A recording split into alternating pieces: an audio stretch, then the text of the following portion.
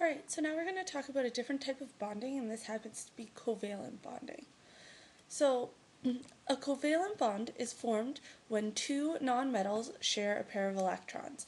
Okay, so this is, we're no longer dealing with ionic bonding where, something has a positive charge and a negative charge.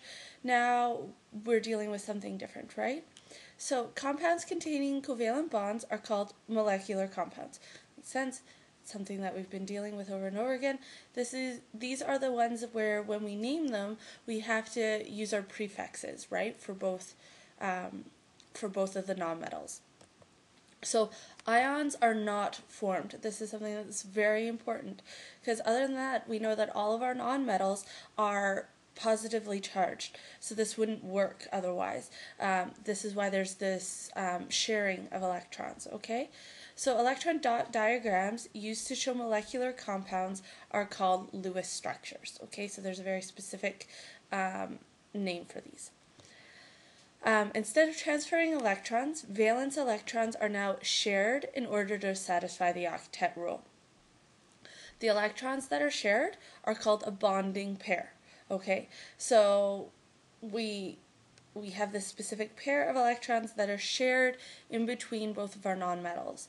Okay, so sharing 2 or 3 pairs of electrons between two atoms results in a double or a triple bond, okay, respectively. So if they're sharing 2 electrons, they've got a double bond. If they're sharing 3 electrons, they've got a triple bond, okay? So to draw these structures, you have to place the atom with the most bonding electrons in the center, okay?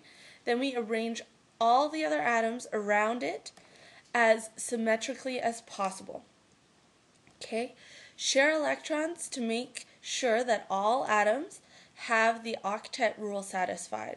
So we need to remember that hydrogen only needs 2 electrons to be satisfied. So for example here, we have phosphate trihydride, and we're going to have our 3 hydrogen, and we've got our 1 phosphorus, okay?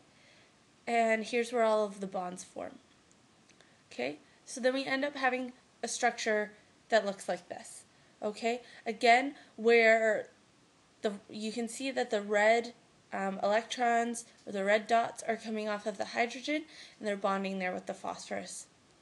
Now what I would like you guys to do is to try these, drawing the Lewis diagrams for these particular cases. In the next video you will see the answers for the following. Alright, thank you very much.